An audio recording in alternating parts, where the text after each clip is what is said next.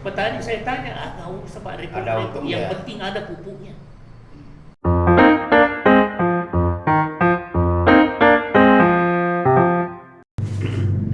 Assalamualaikum warahmatullahi wabarakatuh. Selamat sore para petani seluruh Indonesia. Kali ini Om Tani kembali hadir. Ini agak sedikit berbeda ya. Pada hari ini kita mendatangkan tamu langsung di studio. Kalau dulu kita panggil, ini udah panggil tamu langsung di studio kami, dan kita akan membahas seputar keluhan petani. Benar nggak sih pupuk itu langka? Ya, ini kan kita lagi rame-rame nih baca di media sosial, baik di WA Group, terus di bahkan ada beberapa petani yang mengeluhkan tentang pupuk bersubsidi kok langka. Nah, kali ini saya bawa, atau kali ini kita akan berdiskusi dengan salah seorang yang mantan dirjen ya di era dulu ya. Nanti kita lebih banyak mendengar beliau, yaitu Bapak Dr. Farid Bahar. Apa kabar Pak? Baik, sehat-sehat. Ya, jadi kami ini sebagai Om Tani Pak. Iya. Ya, mungkin saya bisa buka masker aja dulu ya, karena ini kan udah kita di sini. Iya, bisa juga. Biar lebih kelihatan siapa nih yang Kita di dalam, siapa yang di ada. dalam ruangan. Oke. Iya Pak, jadi saya kemarin sebetulnya kepikiran sekali ingin mendengar dari Pak Farid tentang bagaimana sih melihat situasi saat ini di petani. Ada beberapa saya baca literatur ya, kita lihat di sini. Ini ada ibarat seperti jatuh tertimpa tangga. Harga hasil naik sudah murah. Apa? Harga hasil tani sudah murah, pupuk masih saja sulit. Susah sekali pupuk, tidak tahu harus cari mana. Cara petani hampir kehabisan akal untuk mendapatkan pupuk subsidi. Ini kata tim ya. Petani. Diambil dari Kompas. kompas.com. Nah, gimana nih Pak? Bisa ngomong sedikit mengenai pupuk nih? Sepertinya nggak ada habis-habisnya nih pupuk dibahas.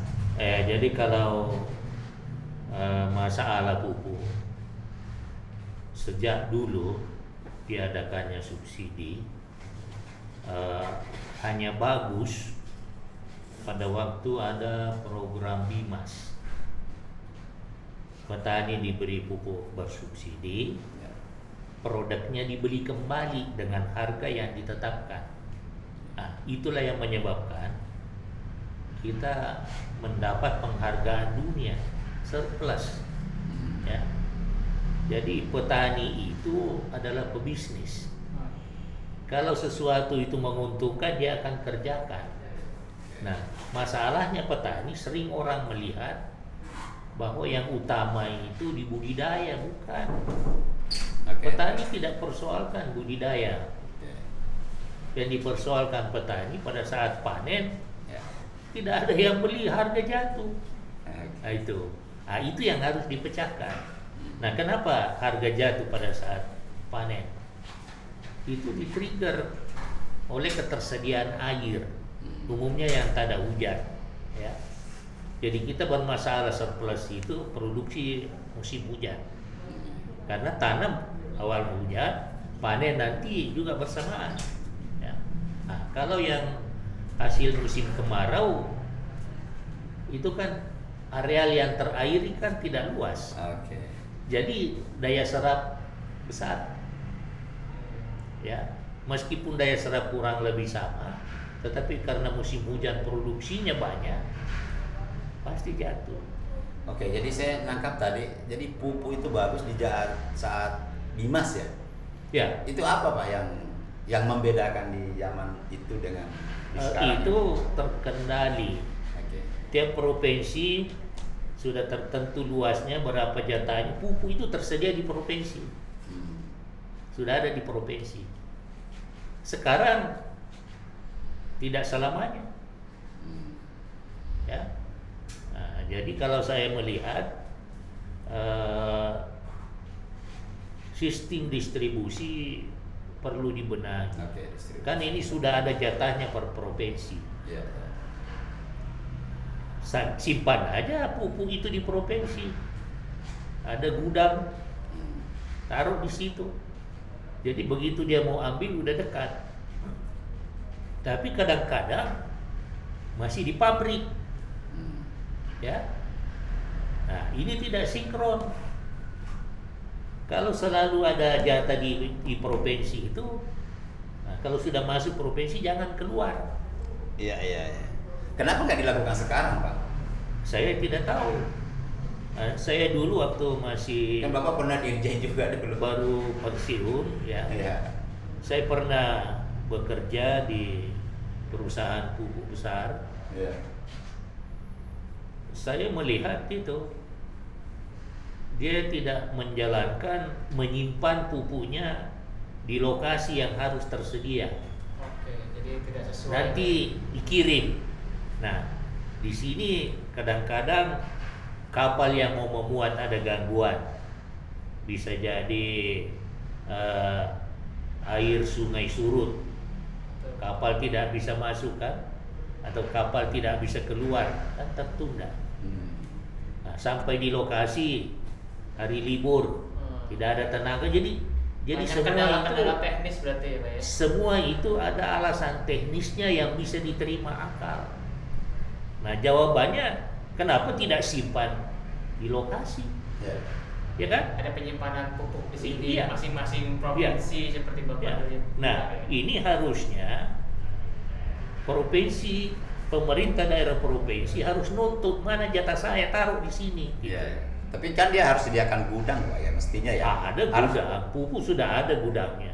Pabrik pupuk itu ada gudangnya di mana-mana. Enggak, maksudnya kalau provinsi mau atau daerah kabupaten. Bukan, ini kan jatah provinsi. Provinsi mendesak saja jatah saya mana. Saya tidak mau petani saya terlambat gitu. Gitu. Sesuai rancangan. Atau sampai ke tingkat kabupaten. Ya nanti dari situ sudah mudah kalau ada di provinsi, sudah mudah dikirim ke kabupaten. Ya, harusnya Itu kan provinsi yang ngotot. tugasnya sampai di kecamatan kalau nggak salah ya. Saya tidak ingat lagi. Saat ini masih terpusat berarti Pak semuanya. Iya. Oke, sekarang apa yang terjadi, Pak? Sampai keluhan-keluhan ini apakah serumit ini sebetulnya keluhan-keluhan yang kita baca gitu? Kalau saya barangkali Iya. ini pengamatan saya berdasarkan yang lalu-lalu yang saya lihat, ya. Penggunaan pupuk kepada non tanaman pangan itu tinggi. Dia tidak boleh beli pupuk bersubsidi. Selisihnya ini besar, Ya. ya.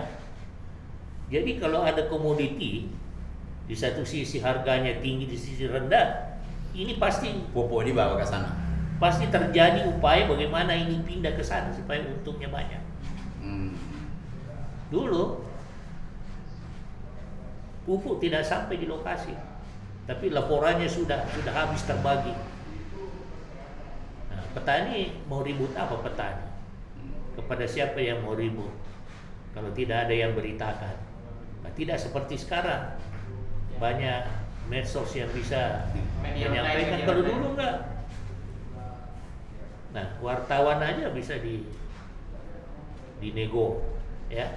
Nah, jadi ini kalau saya peran pemerintah daerah harus lebih kuat karena ini sumber pendapatan rakyatnya, sumber pendapatan dari pembayar pajaknya. Kalau rakyat banyak itu tidak bayar pajak, tidak bisa membeli sesuatu, artinya tidak bisa bayar pajak. Apa pendapatannya daerah? Itu.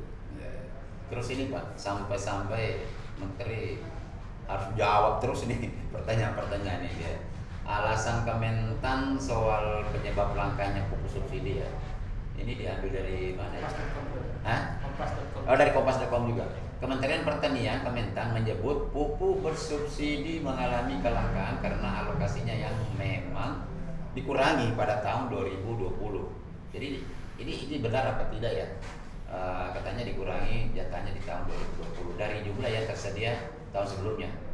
Direktorat Jenderal Prasarana dan Sarana Pertanian PSP Kementan Saru Edi mengatakan pada tahun 2019 alokasi pupuk subsidi sebesar 8,8 juta ton.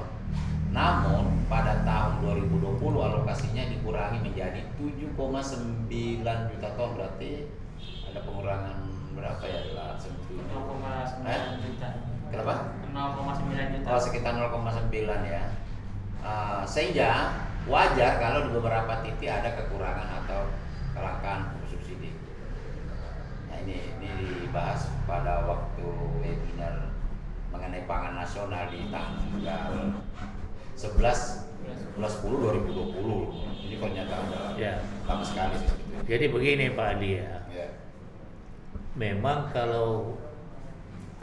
kalau kita lihat petani sekarang ini udah tahu pupuk itu sangat penting.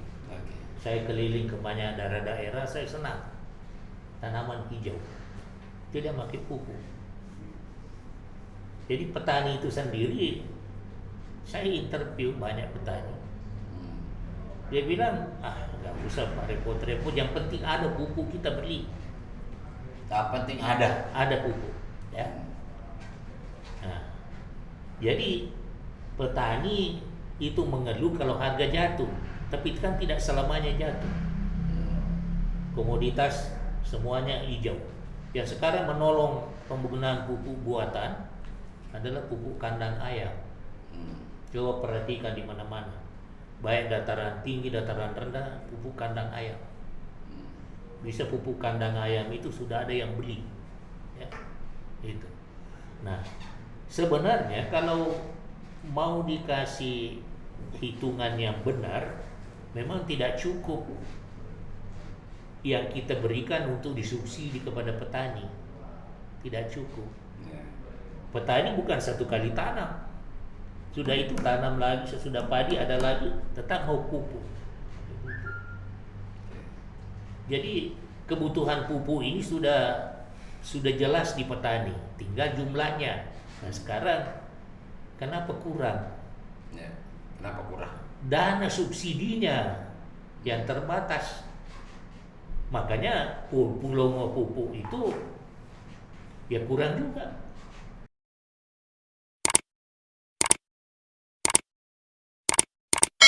Nonton sampai habis ya, sampai habis ya. Kan sebetulnya yang lagi heboh kan kebanyakan di pupuk urea Pak ya. Kan memang petani tahunya pupuk urea banyak yang disubsidi. Jadi yang disubsidi pupuk apa saja sih? Urea aja ya. Urea Poska. Yang lain juga disubsidi, ada pupuk. Iya iya. NPK Maksud juga saya disubsidi. ini kok nggak dibikin semacam Bukan begitu, masalahnya uang untuk subsidi tertentu jumlah. Enggak, maksudnya begini Pak. Kayak BBM sudah ada Pertalite, ada Pertamax.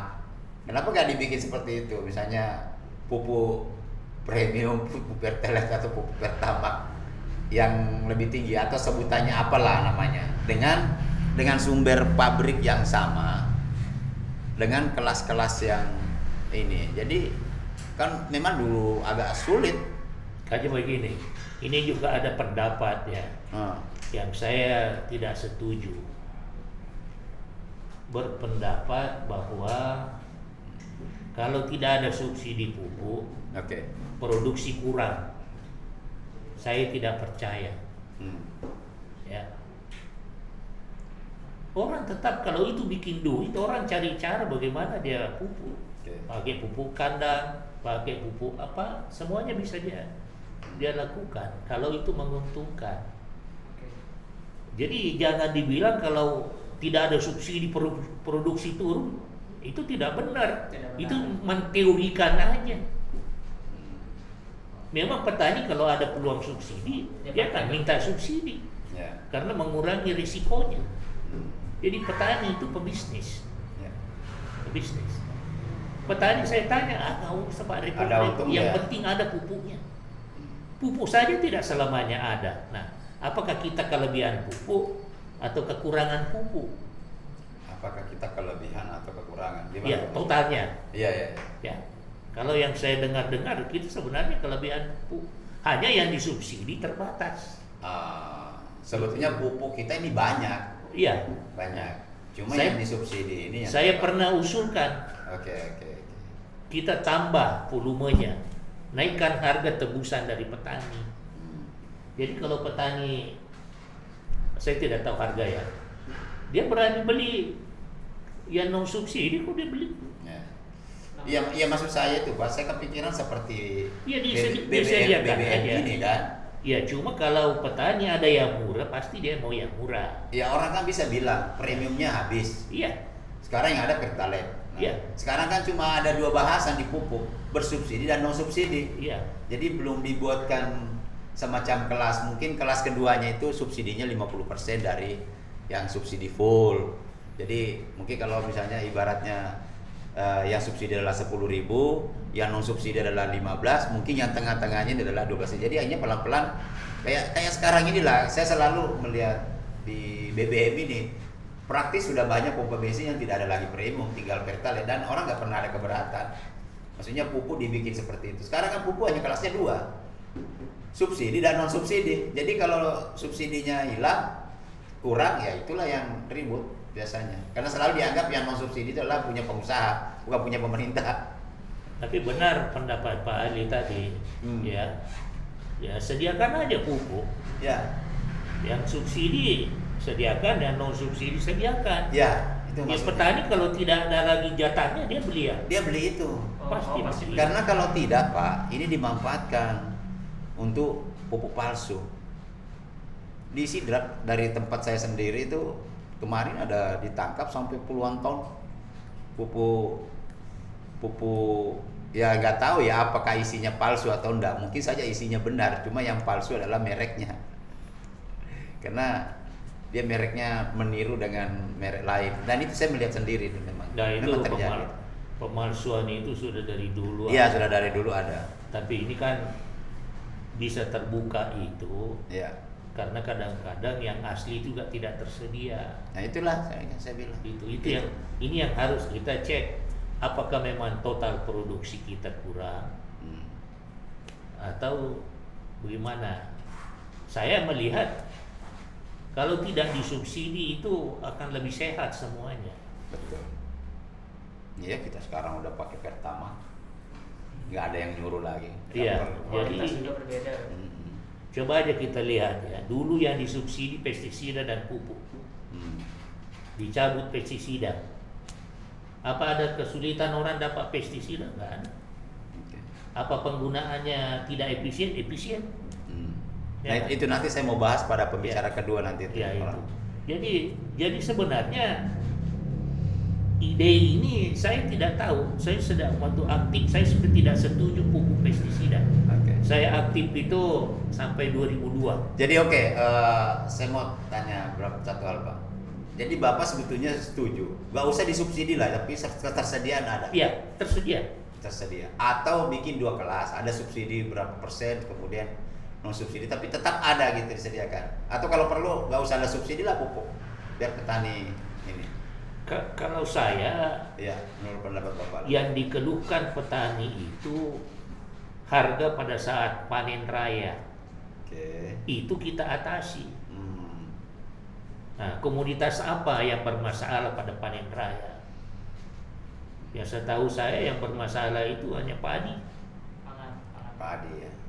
Ya.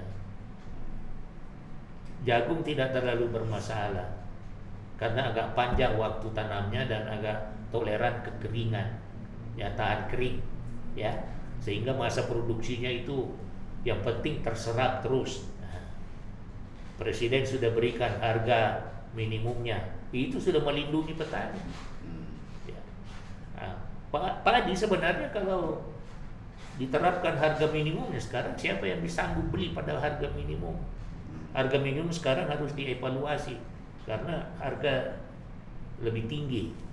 Nah, petani nggak mau jual ke situ. Oke, terus gini Pak Farid. Selama ini kan kalau masalah pupuk selalu yang diserang adalah Menteri Pertanian ya. Selalu saja Menteri Pertanian dari dulu ya. Nah, Bapak kan pernah di dalam nih. Gimana sih sebetulnya Pak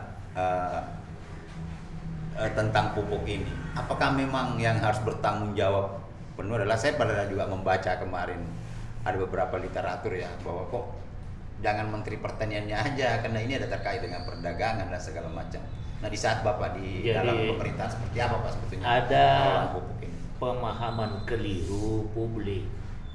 Begitu mendengar pertanian, Iya. selalu lari kepada Menteri Pertanian. Kementerian Pertanian. Ya, nah, mereka tidak mengetahui bahwa tupoksi Kementerian Pertanian memproduksi, ya. Nah, penanganan setelah produksi itu tidak masuk tupoksinya, ya. Nah, tapi petani itu pebisnis, dia tidak akan memproduksi kalau dia rugi. Dulu ada periode di zaman saya masih aktif, sawah tidur, ya, tidak ditanami karena dia rugi. Ngapain saya tanam padi rugi? Sawah tidur dong. Ya, dia istilahnya sawah tidur. Nah, disitulah muncul kasih subsidi, ya, itu untuk menggerakkan lagi supaya petani tidak tidak rugi gitu. Sampai waktu Pak Menteri ngomong di ini ya, coba kita putar sedikit saja. Play. Solusi pengendalian keong mas, semprotkan atau percikan abojo 60 WP secara merata pada petakan yang tergenang air dengan dosis 20-30 gram per tangki 15 liter atau 2-3 bungkus kemasan 100 gram per hektar. Abojo 60 WP anti keong mas, produksi PT Advansia Indotani, kualitas internasional, harga nasional.